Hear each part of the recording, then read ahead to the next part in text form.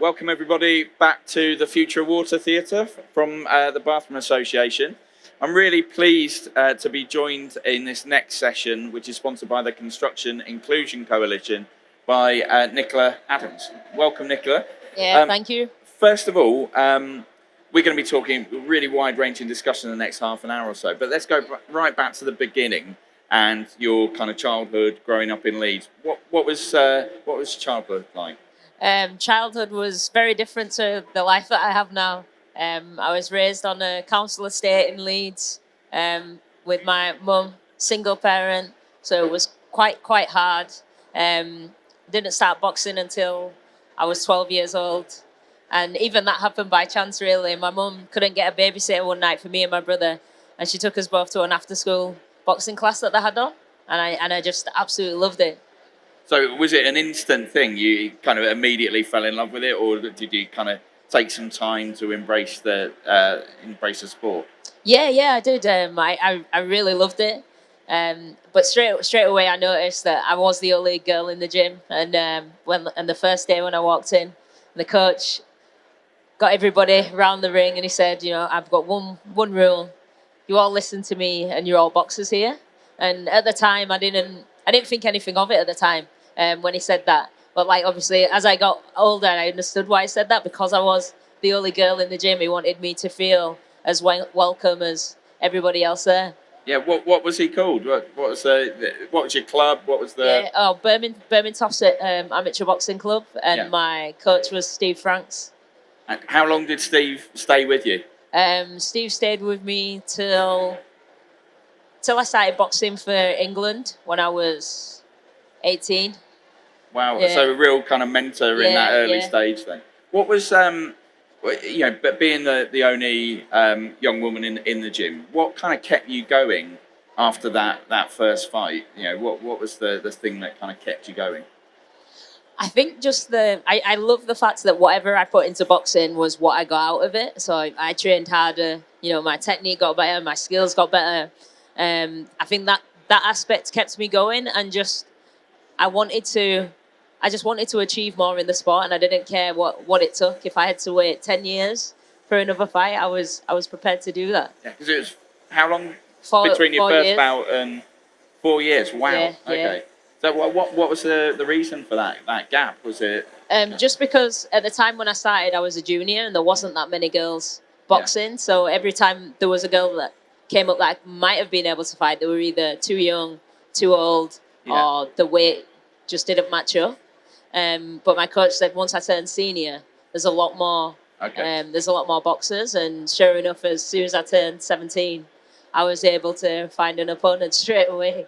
That's quite incredible at such a young age to kind of have that longer term vision that actually there's an eye on the prize for when you're grown up rather than that instant gratification. Do you think that's something which young people can kind of learn from, really, that actually think about tomorrow as well as today?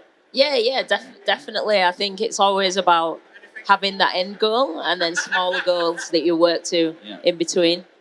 Did you kind of have an idea that women's boxing was going to become what it is today? Because it's so much bigger than when you started out, isn't it? Yeah, it really is. I always had the dream that it would be. I always dreamed of becoming an Olympic champion, and that was like my main. And it wasn't. You were the first Olympic champion, so it wasn't even on the radar. It wasn't even on the radar. It wasn't an Olympic sport until 2009, 2010. Yeah. So up until that point, it was pretty much a dream and a lot of hard work of trying to campaign to get women's boxing into the Olympics. And one of the things that did it was the only sport in the Olympic Games that didn't have a female counterpart. So we had a very strong argument. And kind of talk us through the journey from that second bout at 18, your first senior fight, to getting to the Olympics and kind of becoming that road to being the champion. I don't even know if we have enough time for that. It's a long journey. I'll try and do the short form. So basically, I boxed. My first England international was when I was 18. Won that. That was over in Ireland. After that, I joined the England team in the circuit. Boxed all over the world. But in 2009, I had a really serious back injury. I fractured the vertebrae in my spine, and yeah, it was horrible. Horrible. I was getting ready for a competition, and I was running late, and I left my bandages hanging out of the bag, and I've gone down the stairs and I've tripped over the bandages, and at the time, like I got up and it was sore, but it wasn't too bad. I went to the competition, and it was, it was pretty okay. And then a couple of weeks after that, the pain wasn't going away; it was just getting worse and worse. I went for an MRI scan, and they said that I damaged the vertebrae, and that was it. I was out of boxing for a whole year. I was bedbound for 3 months. I wasn't allowed to move, and at the same time, they had just announced that women's boxing was going to be in the Olympics. So I was absolutely over the moon that it was going to be in the Olympics. I was like, yes, like this is everything that I've been dreaming about. And then on the other hand, I was also injured and I couldn't move.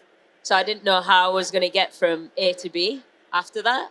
I spent a lot of time in physio. Sorry, mentally that must have been really tough for you. How did you kind of reconcile yourself with the fact that this dream is coming alive, but it just might not happen because of injury? Yeah, so that's when I really got into goal setting, actually. Okay. Because I had to, when I was doing my training and everything, and in the beginning it was so small and minute that I could never see if I was getting anywhere. So I started doing goal setting. So every week I'd have little goals that I'd achieve. And my first goal was to be able to walk 50 meters without being in pain, and just being able to see those smaller goals and tick them off. I knew exactly where I was, and that was going in the right direction. And then after that, it was the mental game of just trying to stay consistent and not lose focus. But with obviously the end goal of being in the Olympics, it was enough determination to get me there. So, at 2012. Competing in London, biggest world stage ever for female boxing. What was the journey from kind of the first bout through to the final and winning that gold medal? Yeah, the Olympics was insane. Like I'd never seen something like it. Well, I'd never been to an Olympics before, but I felt like London really did it really nice. The Olympics, it was so good. I went into the Olympic Village, and everything in the village for the athletes is free. So they have McDonald's. I don't know why they have McDonald's in there. I don't know, but the queue is always so long, no matter what time of night it is. You can look out of the window, and it could be 2 a.m. and there's a massive queue of athletes at McDonald's. They also have a Starbucks there. It doesn't your body's a temple and you're munching on a right? Big Mac. Yeah, doesn't make sense, right? But I think the cool part is you when you're walking around, you see all these different athletes from all the other countries. I met so many different athletes. Serena Williams, wow. Venus, Usain Bolt, what's his name, LeBron James from the basketball. Yeah. Like there's just so many famous athletes that you just don't meet on a daily basis. And so after all that died down, I got to competition 1, and won that. And I think my main concern going through the whole Olympics was to beat my nemesis, Ren Kankan. So she was actually ranked number 1 in the world at the time, and I was ranked number 2. And going into the Olympic Games, she just beat me in the World Championship. So I was like, I have to win this one, because grudge match, right? Yeah. It was a real big grudge match, and every time I went through each round of the competition, I was like, did she win? Like I want to face her in the finals, because I didn't want anybody to be able to say, oh well, you didn't beat the number 1, so if she'd have come against you, then she might have won. So I wanted to beat the best, because I believe, to call yourself the best, you have to beat the best. And I got my wish in the finals. The crowd was insane, absolutely insane. How many people? It was completely full. I can't remember. I think it was 10,000. I think. but it was completely full, and it was the same amount of noise as a jumbo jet taking off. Like, that's how loud the crowd was. I was reading about it in the papers the day after. I was like, every time they cheered, you could just feel the vibration through your body. It was crazy. I boxed all over the world, in Vegas, loads of different places, and I've never had a crowd like that. It was incredible. Incredible buzz. What was that feeling like when you did succeed in the final and you got that gold medal around your neck? Oh, it was the best feeling ever. It was like all the injuries, the heartache, the hard work, struggling for funding in the beginning was all for that one purpose. I was not to put a dampener on the conversation, but I was going to ask you. You already mentioned injury, but what other obstacles did you face on that road to victory? Yeah. Oh, so many. That was the one major one for that one. But for 2016, I had a lot of different injuries. Going into the Commonwealth Games, I detached the top of my bicep off of the shoulder and tore my rotator cuff. So I pretty much fought the Commonwealth Games in Glasgow with one arm. But still managed to win a gold. So I think that's the worst ever humble brag that I've ever heard. Yeah. I know, right? Yeah. Imagine my opponents hearing that now. Yeah.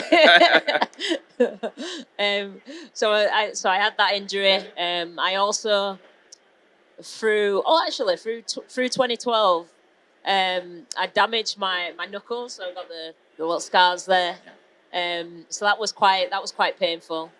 Going into 2016 Rio Olympics, in the winter, I tore every major tendon in my ankle.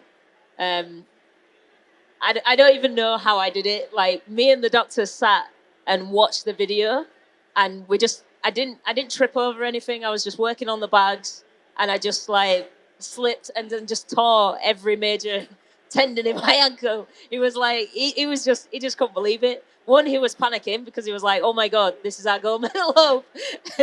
And she's just absolutely destroyed her ankle with injuries that he only sees in footballers. Yeah. Because they normally get the ankle injuries. So there was a lot of panic about that, but they managed to get me back into one piece for Rio. What speaks to me there is just incredible resilience throughout your career. Is that something that you've kind of kept after competing as well? So tell me about kind of resilience as something that you embrace. Yeah, definitely. It's definitely something that I've learned and I still use today in everything that I do, whether it's presenting, acting, or dancing on Strictly. Definitely needed resilience for that, learning the steps. What was harder, boxing or competing in Strictly? Definitely boxing. I mean, yeah, you're not getting hit in the face. Well, Strictly. When did it strike you that you were suddenly a role model, not just for women in sport, but also LGBT communities as well? And kind of what does that mean to you to be a role model? It means a lot to me for people to look up to me in such a way, especially because for me, I'm just doing and being the person that I've always been. I've never, really tried to be anything else. But it's seeing that, I guess, having that platform and being able to help other people. It's a feeling that I can't really describe. How happy it makes you feel when you're able to help like a little kid, that hasn't been able to do any sport, and now through one of my courses that I do with the Prince's Trust is now being able to get into boxing, and then being able to do courses to find a job. It's really satisfying to be able to see that you're able to give back. So you won in London, won again in Rio, Then you went pro. Is there a kind of moment from your pro career that really stands out for you? I think definitely winning my WBO world title as a pro, that was my moment. It was very different boxing as a pro than it was as an amateur, because in the Olympic setup you have everything there, coaches are there, You don't have anything to worry about really. So if you need something, you just ask somebody, and it'll be done. It'll be like there in a second. Whereas when you turn pro, you have to pick your own team, which I did like, because then I had everybody on my team that I actually really wanted and liked there. But I guess it's also difficult as well, because you set your own rules and boundaries and what you're doing. It's almost like you're let off the leash a bit, because when you're in the Olympic setup, you're told when to wake up, when to go to sleep, what to eat, what to do, what you're doing on the weekend, everything. You live, sleep, and you train on camp. You're just there all the time. Whereas I think it was hard getting used to having so much freedom. When I turned pro, it was a lot to get used to, and I guess a bit of growing up as well. There's some kind of transferable knowledge that you shared there about that independence and kind of taking it forward. But what kind of brought an end to your boxing career? Because that must have been tremendously difficult. Yeah, it was. In the last fight of my pro career, in the first round, I received an eye injury. Freak accident. My opponent caught me with a thumb in the eye, and I spent the next 10 rounds seeing two people and just trying to aim for the one in the middle. So I chose to retire after that fight. It was difficult because boxing is something that I've done my whole life, but I also had other things that I wanted to do. I wanted to get into TV presenting. I wanted to start my acting career as well. So I think having those things that I wanted to do, it gave me a new focus and a new goal. It's almost like that you mentioned earlier, the goal setting that kind of in the run up to London, you kind of take that forward after retirement as well. Yeah, definitely. What have you enjoyed about the kind of transition into your new roles on television, acting? What have I enjoyed about the transition? Yeah. I think just the freedom and how much more time I have. When I was in training and boxing, you pretty much live, eat, sleep boxing all the time. It dominates your whole life. You get a couple of weeks off, maybe at Christmas, and that's it. The rest of the time, you're just training. You're in training camp. You're training 3 times a day, 5 days a week, and it's difficult. Whereas now, I don't have all those commitments. I can spend time with my friends, family. And I'm enjoying life now. Good stuff. We're here at Installer Show, obviously. We've got manufacturers all around us showing their new products, their innovative products. And we've got designers in the audience as well, and installers. What do you think is in common between your kind of arena of sport and media and kind of their world in terms of creativity and so on? What lessons can cross over? I think definitely the consistency is key. Being very consistent with how you do things, how you operate. Always be open to change, because I think the world is just changing so fast all the time, and I think it's important not to get stuck in a certain routine, in a certain mode. So definitely keeping your mindset open. Teamwork has always been a big one for me. I love the quote by Michael Jordan, talent wins games, teamwork wins championships. And it's very much those extra bits of everybody working together, even though I was always only the one person in the ring. But there was so much more that happened behind the scenes before I get to that point. That's absolutely on brand with our relaunch as well here at the show, because we're all about trying to build a much stronger team of the different players within the bathroom industry. So extra payment for that one. Awesome. What this session's being sponsored by the Construction Inclusion Coalition, because we are trying to build a more diverse sector, both within KBB but also the wider construction industry. You're one of those people that has smashed through boundaries really early in your career. What advice would you give to the industry as we try to smash through boundaries? I definitely keep doing what you're doing. I guess it's about talking and listening to people and what people on the team, what things are working, what things aren't working. I guess it is just about working together as a team to be able to push forward. You've been involved with loads of kind of charity initiatives and the art sculpture projects in Leeds as well. How do you choose what ventures to kind of get stuck in and involved with? I think it's just things that I really enjoy doing, or like I have an interest in. That's normally how I pick. Next question: what's next for you? Because you've done such diverse things through your career, from boxing to strictly for TV presenting. What comes next for Nicola? Yeah, my acting career. So I've got a role coming up really soon in Hollywood. Movie's called The Gun on 2nd Street. So we're filming that, I think, the back end of this year, and then I've also got another movie about an MMA fighter. So that's going to be cool too, but I can't really say too much about that one. That sounds cool. Yeah. So keep an eye out in cinemas for that. Are you happy to take a couple of questions from the audience? Yeah, sure. I think we've got a few minutes. There's a roving mic. Anyone got a question that they'd like to put to Nicola? Oh, we've got a shy audience today. Emma. Bringing it back to bathrooms, do you prefer a bath or a shower? Ooh, that's a difficult one. When I'm relaxing, I like to have a bath, but when I'm in a rush, it's a shower. During all those injuries, you have to have loads of ice baths. Oh yeah, horrible. I hate ice. It's horrible. So Wim Hof doesn't know what he's on about. They're horrible. It does work, but it's horrible. It's horrible. Any other questions from the crowd? Lise. So, one of your big ambitions was to be an Olympian. So now that you want to go back into acting, what's the next ambition? Do you want a BAFTA? Yeah, I want it all. Really? Yeah. My goal is to do Marvel movies. Like that's the. Yeah. Okay, we'll look after you then. You've got some hero credentials, definitely. So yeah, that could be a winner.